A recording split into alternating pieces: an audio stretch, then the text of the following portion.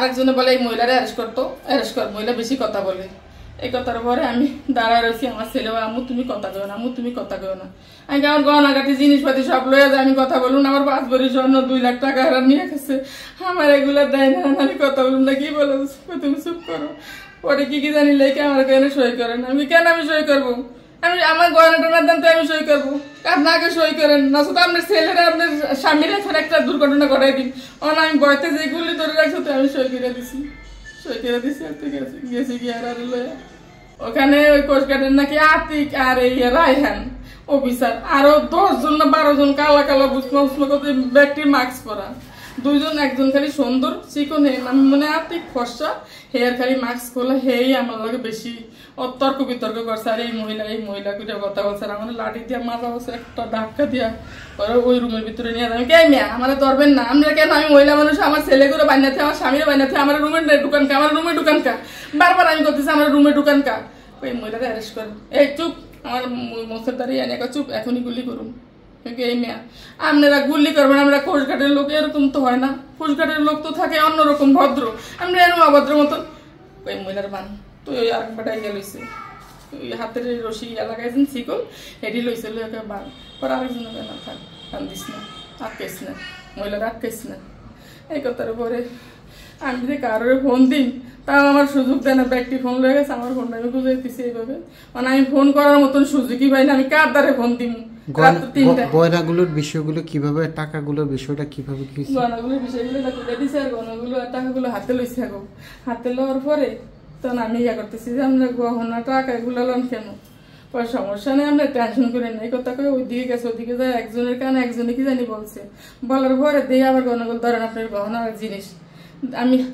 হাতে লওয়ার পরে পাইছেন বুঝা পাইছেন, আমি কি যে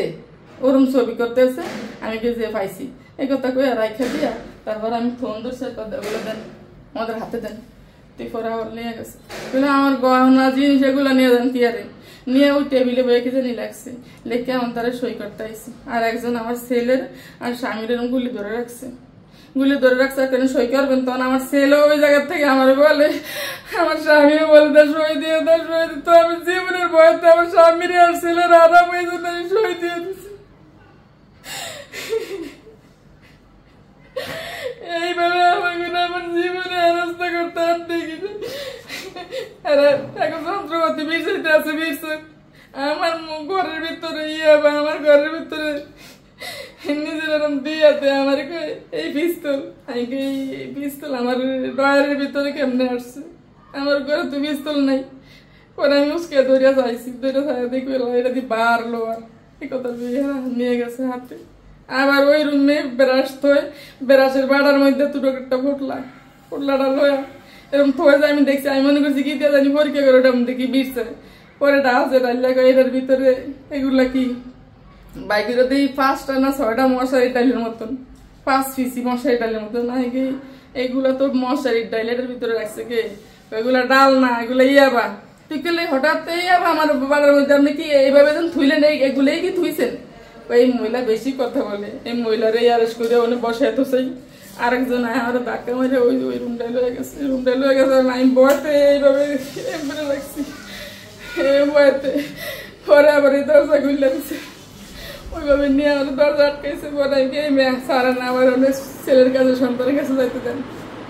পরে আমি সাইরা দিছে দরজাটা খুললাম, পরে আমি আইসা ওই জায়গায় দাঁড়িয়ে রয়েছি, আমার ছেলে কামু এগুলো লগে ভর্তি রুমে ঢোকো তুমি,